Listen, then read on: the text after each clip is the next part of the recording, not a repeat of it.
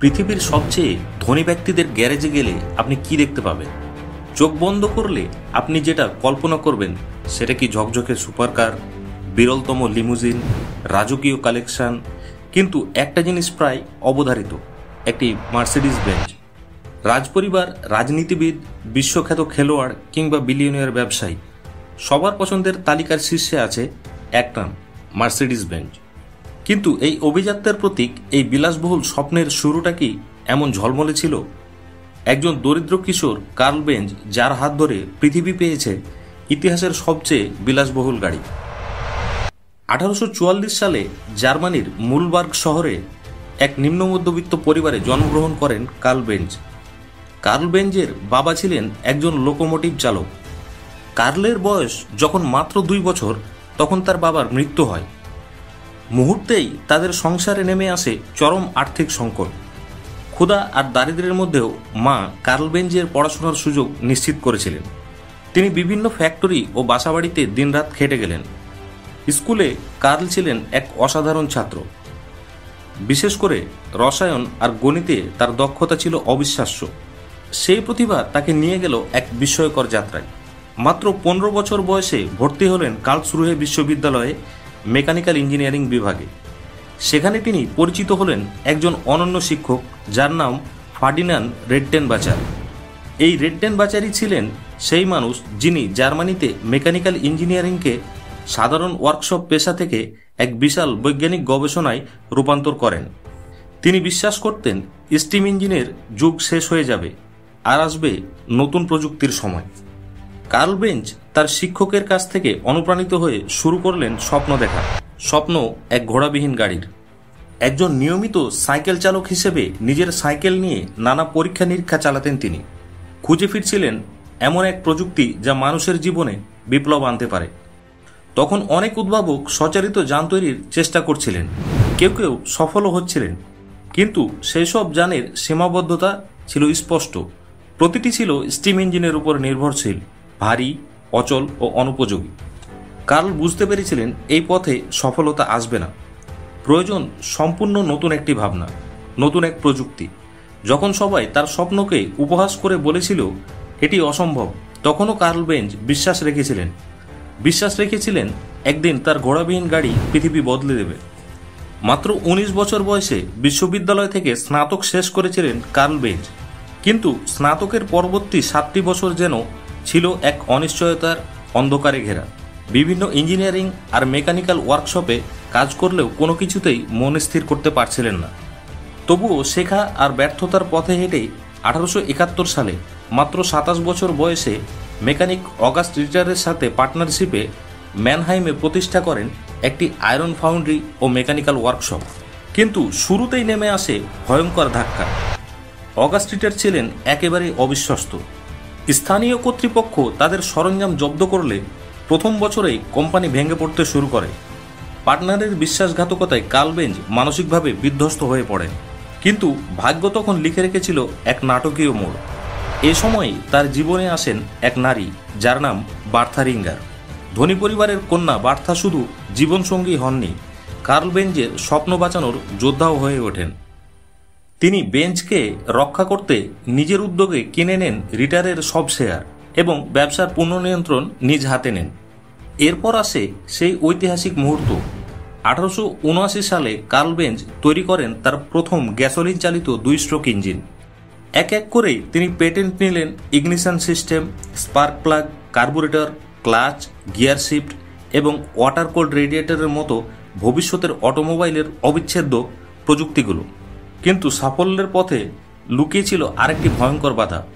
প্রতিষ্ঠানের উৎপাদন খরচ এতটাই বেড়ে যায় যে ব্যাংক তাকে বাধ্য করে নতুন বিনিয়োগকারীদের সাথে যুক্ত হতে। 1882 সালে তার স্বপ্নের ব্যবসা একটি জয়েন্ট স্টক কোম্পানিতে পরিণত হয়। শেষ পর্যন্ত নিজের প্রতিষ্ঠানে কার্লের হাতে থাকে মাত্র 5% শেয়ার। তার পদমর্যাদা নামিয়ে আনা হয়, আর নতুন ডিজাইন, নতুন আইডিয়ার ক্ষেত্রে তার মতামত আর বিবেচনাই করা হতো না। হতাশ হয়ে কার্ল বাধ্য হন নিজের স্বপ্নের প্রতিষ্ঠান ছাড়তে।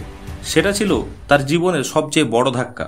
কার্ল বেঞ্জ প্রতিজ্ঞা করেছিলেন তিনি প্রমাণ করবেন নিজের স্বপ্নকে, আর সেখান থেকেই শুরু হয় আধুনিক অটোমোবাইলের এক নতুন অধ্যায়। সাইকেলের প্রতি বেঞ্জের গভীর প্যাশন তাকে পরিচয় করিয়ে দেয় সাইকেল রিপেয়ার শপের মালিক ম্যাক্স রোজ ও ফ্রেডরিক উইলহেমের সাথে। একসাথে তারা প্রতিষ্ঠা করেন বেঞ্জ অ্যান্ড সাই। শিল্প খাতে মেশিন আর স্টেশনারি গ্যাস ইঞ্জিন তৈরির কাজ দ্রুত লাভজনক হয়ে ওঠে। এবারে কার্ল বেঞ্জ চোখ ফেরালেন তার আজীবনের স্বপ্নের দিকে। তিনি শুধু একটি গাড়িতে মোটর বসালেন না, বরং একেবারে মোটরের চারপাশে নতুন গাড়ির কাঠামো গড়ে তুললেন। সাইকেলের প্রযুক্তিকে বুদ্ধিমত্তার সাথে কাজে লাগিয়ে 1885 সালে তিনি তৈরি করলেন বেঞ্জ পেটেন্ট মোটর ওয়াগন। এটি ছিল পৃথিবীর প্রথম গ্যাসোলিন চালিত অটোমোবাইল। 3 চাকার মোটরযানটি চালিত হতো গ্যাসোলিন 4 স্ট্রোক ইঞ্জিন দ্বারা। গাড়িটির ইঞ্জিনের ক্ষমতা মাত্র 0.6 হর্স পাওয়ার, সর্বোচ্চ গতি মাত্র 7 মাইল পার ঘন্টা। 1886 সালের গ্রীষ্মে কার্ল তার সৃষ্টিকে জনসম্মুখে নিয়ে আসেন। অনেকে প্রশংসা করল, আবার কেউ কেউ ভয়ে রাস্তায় গাড়ি চালাতে দিতে চাইল না, যদি এটি বিস্ফোরিত হয়। কেউ কেউ বলল এটা তো ঘোড়ার চেয়ে দ্রুত নয়। আবার অনেকে বলল এটা তো সহজেই ভেঙে যাবে, তেল ফুরিয়ে যাবে, নানা রকম কথা। এমনকি তার নিজের বিজনেস পার্টনাররাও এতে খুশি ছিলেন না। সন্দেহ, কটাক্ষ আর অস্বীকৃতির দেয়ালে আটকে গেলেন কার্ল বেঞ্জ। কিন্তু তিনি থামলেন না। 1888 সালে শুরু করলেন গাড়ি উৎপাদন, যদিও মানুষ তখনও তার ভীষণ দেখতে পাচ্ছিল না। এই দুঃসময়ে কার্ল বেঞ্জ শুধুমাত্র স্ত্রী বার্থা বেঞ্জের সমর্থন পেয়েছিলেন। বার্থা শুধু পাশেই ছিলেন না, বরং প্রতিটি ধাপে নতুন পরামর্শ দিতেন। আর একদিন বিশ্বকে বদলে দেওয়ার সাহসী সিদ্ধান্ত নিলেন। 1888 সালের 5ই আগস্ট ভোরে কার্ল যখন ঘুমে আচ্ছন্ন, বার্থা চুপিসারে গ্যারেজ থেকে বের করে আনলেন মোটর ওয়াগনটি। গন্তব্য তার মায়ের বাড়ি 106 কিলোমিটার দূরের ফোর্জহাইমে। এটি ছিল ইতিহাসের প্রথম লং ডিস্টেন্স অটোমোবাইল জার্নি। সাথে নিলেন তার 2 ছেলে। গাড়িটি দেখার পর মানুষের রিয়াকশন ছিল বিস্ময় আর ভয়। অনেকে গাড়িটিকে একটি শয়তানের গাড়ি বা ইভিল স্পিরিট মনে করছিল। তখনকার রাস্তাগুলো ছিল উঁচু নিচু, দুর্গম, কাদা আর ধুলায় ভরা। প্রথমেই দেখা দিল জ্বালানি সমস্যা। গাড়ি চলত লিগ্রোইন নামের বিশেষ জ্বালানি দিয়ে, যা কোথাও সহজলভ্য ছিল না। ওয়াইজলোক শহরের একটি ছোট ফার্মেসি থেকে তিনি কিনলেন লিগ্রোইন। ইতিহাসে এটাই হয়ে গেল বিশ্বের প্রথম পেট্রোল পাম্প। যাত্রাপথে বার্থা গাড়িটি নিয়ে একটি খাড়া পাহাড়ে উঠতে পারছিলেন না। তিনি তার ছেলেদের সহযোগিতায় গাড়িটি ঠেলে পাহাড়ের উপরে তুললেন। যাত্রার শেষে বার্থা কার্ল বেঞ্জকে একটি এক্সট্রা গিয়ার যোগ করারও পরামর্শ দিয়েছিলেন। কিছু দূর যাওয়ার পর ফুয়েল লাইন জ্যাম হয়ে গেলে তিনি তার হ্যাডপিন খুলে তেলের লাইনটি মেরামত করেন। পরবর্তীতে ব্রেক ফেল করলে তিনি মুচির কাছ থেকে লেদার নিয়ে ব্রেক ঠিক করেছিলেন। 12 ঘন্টা সফর শেষে মায়ের বাড়ি পৌঁছানোর পর তিনি কার্ল বেঞ্জকে একটি টেলিগ্রাম করলেন, যাত্রা সফল। এই সিম্পল মেসেজই ছিল একটি বিজয়ের ঘোষণা। বার্থা যাত্রাপথের বিভিন্ন ত্রুটি ও বাধা সম্পর্কে কার্ল বেঞ্জকে অবহিত করেছিলেন, যার কারণে কার্ল পরবর্তীতে আরও উন্নত মানের গাড়ি তৈরি করতে পেরেছিলেন। এই সাহসী যাত্রা বেঞ্জ মোটর ওয়াগনকে শহরের আলোচনার কেন্দ্রবিন্দুতে পরিণত করে। পরবর্তীতে 1889 সালে ফ্রান্সের এক প্রদর্শনীতে বেঞ্জের গাড়িগুলো নজর কেড়েছিল। 1890 সাল বেঞ্জ অ্যান্ড সাই গাড়ি ছাড়াও স্টেশনারি গ্যাসোলিন ইঞ্জিন বিক্রির মাধ্যমে জার্মানির দ্বিতীয় বৃহত্তম ইঞ্জিন নির্মাতা হয়ে উঠল। 3 বছর পর 1893 সালে বেঞ্জ উপস্থাপন করল বেঞ্জ ভিক্টোরিয়া। মাত্র 3 হর্স পাওয়ার ইঞ্জিনে 11 মাইল প্রতি ঘন্টা গতিতে চলতে সক্ষম গাড়িটি দেখতে বিলাসবহুল, 2 যাত্রীর জন্য নির্মিত। বেঞ্জ ভিক্টোরিয়ার নির্ভরযোগ্যতার কারণে গাড়িটি বিক্রিতে সফলতা পায়। কিন্তু এখানেই শেষ নয়। এরপর আসে আরেকটি নাম, বেঞ্জ ভেলো। সস্তা, সহজলভ্য আর তাই ব্যাপক জনপ্রিয়। প্রায় 1200 ইউনিট উৎপাদিত করে ইতিহাসের প্রথম লার্জ স্কেল প্রোডাকশন কার হিসেবে বিশ্বব্যাপী খ্যাতি পেয়েছিল বেঞ্জ। 1890-এর দশক থেকে 1900 এর প্রথম দিক পর্যন্ত বেঞ্জ অ্যান্ড সাই হয়ে উঠল বিশ্বের বৃহত্তম অটোমোবাইল কোম্পানি। কিন্তু সাফল্যের এই আলো দীর্ঘস্থায়ী হয়নি। একই সময়ে আরেক প্রতিদ্বন্দ্বী ধীরে ধীরে মাথা চাড়া দিচ্ছিল, যার নাম ডাইমলার মোটরেন গ্যাসেলশ্যাফট। 2 কিংবদন্তি প্রকৌশলী গটলিব ডাইমলার ও উইলহেম মেবাক এই কোম্পানির প্রতিষ্ঠাতা। ডাইমলার ছিলেন ব্যবসায়িক কৌশলে পারদর্শী, আর মেবাক ডিজাইনের মহাগুরু। তাদের গাড়িগুলো ছিল আকর্ষণীয়, আরামদায়ক, তাই জনসাধারণের কাছে দ্রুত জনপ্রিয়তা পেতে শুরু করে। কিন্তু ডাইমলার কোম্পানিও চরম বিপদের সম্মুখীন হলো যখন 1900 সালে গটলিব ডাইমলার মারা গেলেন। তবে মাত্র 1 বছর পরেই 1901 সালে ধনী ব্যবসায়ী এমিল জেলিনেক একটি অনুরোধ রাখলেন। তিনি চান একটি শক্তিশালী রেসিং কার যা সবাইকে ছাপিয়ে যাবে। মেবাক তৈরি করলেন এক অদ্ভুত শক্তিশালী দানব, 35 হর্স পাওয়ারের মার্সিডিজ। এমিল জেলিনেকের মেয়ের নামে গাড়িটির নামকরণ করা হয় মার্সিডিজ 35 হর্স পাওয়ার। এই গাড়ি শুধু দৌড়ায়নি, ছুটে গেছে ইতিহাসের পাতায়। বিজয়ী হয়েছে একের পর এক রেস ও হিল ক্লাইম্ব ইভেন্টে, আর 56 মাইল প্রতি ঘন্টা টপ স্পিড দিয়ে অন্যান্য সব গাড়িকে পিছনে ফেলে দিয়েছে। সেই মুহূর্তেই ডাইমলার কোম্পানি পেয়ে যায় তাদের প্রকৃত পরিচয় এবং শুরু হয় মার্সিডিজ নামের নতুন কিংবদন্তি। কার্ল বেঞ্জ নিজের আবিষ্কারে পৃথিবীকে বদলে দিলেও তিনি রেসিং একেবারেই পছন্দ করতেন না। সবসময় ধীরে সতর্কভাবে গাড়ি চালাতেন। এই সতর্কতা, এই ধীরগতি বেঞ্জ কোম্পানির জন্য ভয়ঙ্কর হয়ে দাঁড়ায়। প্রতিযোগীরা একের পর এক ঝড় তুলেছে বাজারে, আর বেঞ্জ কোম্পানি পিছিয়ে পড়েছে। পার্টনাররা আর অপেক্ষা করতে চাইলেন না। কার্লের অনুমতি ছাড়াই কিছু ফরাসি ডিজাইনার নিয়োগ করা হলো। তাদের হাতে তৈরি হলো বেশ কিছু নতুন গাড়ি। গাড়িগুলোর ব্যর্থতায় 1903 থেকে 1904 সালে কোম্পানি তলিয়ে যেতে শুরু করলো এক গভীর সংকটে। হতাশ হয়ে কার্ল দিলেন অনুমতি, হ্যাঁ এবার রেসিং। আর এই এক সিদ্ধান্তই বদলে দিল সবকিছু। 1908 সালে তৈরি হলো 120 হর্স পাওয়ারের এক অসাধারণ রেসার, যা মাত্র 8.5 ঘন্টায় লেনিনগ্রাড থেকে মস্কো পর্যন্ত ছুটে গেল 50 মাইল গতিতে। কিন্তু প্রকৃত ইতিহাস গড়ে 1909 সালে যখন জন্ম নিল 200 হর্স পাওয়ারের গ্লিটজেন বেঞ্জ, 140 মাইল প্রতি ঘন্টা। গাড়িটি ভেঙে দিল সব সীমা। ট্রেন, প্লেন কিংবা অন্য কোনো যান, কেউ আর প্রতিযোগী নয়। বেঞ্জ হয়ে উঠল গতির নতুন সম্রাট। কিন্তু আনন্দ বেশি দিন টেকেনি। প্রথম বিশ্বযুদ্ধ শুরু হতেই জার্মান অর্থনীতি ভেঙে পড়ল। ডাইমলার আর বেঞ্জ দুই কোম্পানি বাঁচার জন্য লড়াই করতে লাগলো। 1924 সালে তারা হাত মেলালো, একসাথে উৎপাদন আর বিপণন শুরু করলো, যদিও তখনও আলাদা আলাদা নামেই পরিচিত। কিন্তু 1926 সালের ভয়াবহ মন্দা তাদের বাধ্য করলো সম্পূর্ণরূপে এক হতে। শুরু হলো নতুন মিশন, ডাইমলার বেঞ্জ।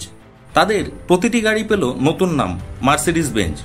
এই প্রতিষ্ঠানের অধীনে বাজারে এলো একের পর এক চমকপ্রদ model, Mercedes Benz type 630, model S, SS আর এসএসকে। এই গাড়িগুলোর উন্নয়নে মুখ্য ভূমিকা রাখেন গাড়ি শিল্পের কিংবদন্তি ফার্ডিন্যান্ড পোর্শ। কার্ল বেঞ্জও থেকে গেলেন ডাইমলার বেঞ্জের বোর্ড অব ডিরেক্টরে। নিজ চোখে দেখলেন কিভাবে তার এক সময়ের ছোট্ট স্বপ্ন বদলে দিল সমগ্র অটোমোবাইল ইন্ডাস্ট্রি। 1929 সালে 84 বছর বয়সে চিরনিদ্রায় চলে গেলেন কার্ল বেঞ্জ। এরপরে 1933 সালে অ্যাডলফ হিটলার ক্ষমতায় আসার সাথে সাথে তার চোখ পড়ে ডাইমলার বেঞ্জের দিকে। হিটলার জানতেন, যদি জার্মান প্রযুক্তি ও ইঞ্জিনিয়ারিংকে গোটা পৃথিবীর সামনে তুলে ধরতে হয় তবে এর চেয়ে বড় সুযোগ আর নেই। তাই তিনি নিজ হাতে ডাইমলার বেঞ্জকে দেন এক বিশাল অর্থনৈতিক সহায়তা। লক্ষ্য একটাই, গ্র্যান্ড প্রিক্স রেস জয়। 1934 থেকে 1939 এক ভয়ঙ্কর আধিপত্যের সূচনা। মার্সিডিজ W25 এবং W125 মডেলগুলো 200 মাইল প্রতি ঘন্টা গতিতে ছুটে গিয়ে বারবার জয় ছিনিয়ে আনে। রেস ট্র্যাকে গর্জন করতে থাকে একের পর এক মার্সিডিজ বেঞ্জ। হিটলারের প্রিয় গাড়ির ব্র্যান্ডে পরিণত হয় মার্সিডিজ বেঞ্জ। এমনকি নাজি হাই র্যাঙ্কিং অফিসারদেরও বিলাসবহুল বাহনও হয়ে ওঠে মার্সিডিজ 770 মডেলটি। এরপরেই বিশ্ব থমকে যায়। দ্বিতীয় বিশ্বযুদ্ধ শুরু হলো। যুদ্ধের আগুন ছড়িয়ে পড়তে ডাইমলার বেঞ্জ গড়ে তুলতে শুরু করলো যুদ্ধাস্ত্র।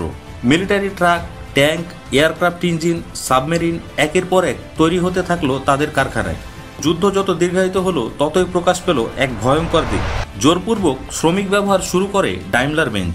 অসংখ্য মানুষকে বাধ্য করা হয় মৃত্যুর মুখোমুখি দাঁড়াতে, শুধুমাত্র যুদ্ধ মেশিন চালু রাখার জন্য। 1945 সাল, যুদ্ধ তখন শেষ।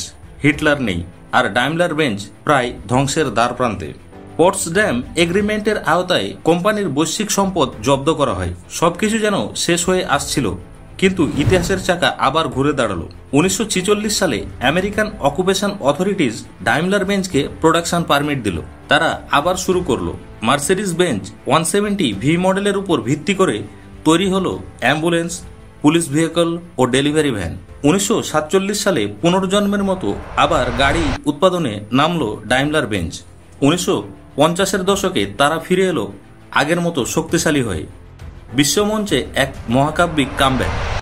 আজ মার্সিডিজ বেঞ্জ বিশ্বের অন্যতম দামি এবং মর্যাদাপূর্ণ গাড়ির ব্র্যান্ড, কিন্তু মনে রাখতে হবে এই গল্প শুরু হয়েছিল কয়েকজন স্বপ্নবাজের হাত ধরে। Karl Benz, Bertha Benz, Daimler এবং মেবাক ছাড়া মার্সিডিজ বেঞ্জের এই মহাকাব্য কখনোই সম্ভব হতো না। আপনার কাছে কোন ঘটনাটি সবচেয়ে বেশি ইন্টারেস্টিং মনে হয়েছে? বার্থা বেঞ্জের দুঃসাহসী যাত্রা, কার্ল বেঞ্জের রেসিংয়ের অনুমতি প্রদান, ডাইমলার বেঞ্জ একত্রিত হওয়া, মার্সিডিজ নামে কার ব্র্যান্ডিং করা? যে ঘটনাটি আপনার কাছে বেশি ইন্টারেস্টিং মনে হয়েছে তা কমেন্টে আমাদেরকে উত্তরে জানাতে ভুলবেন না।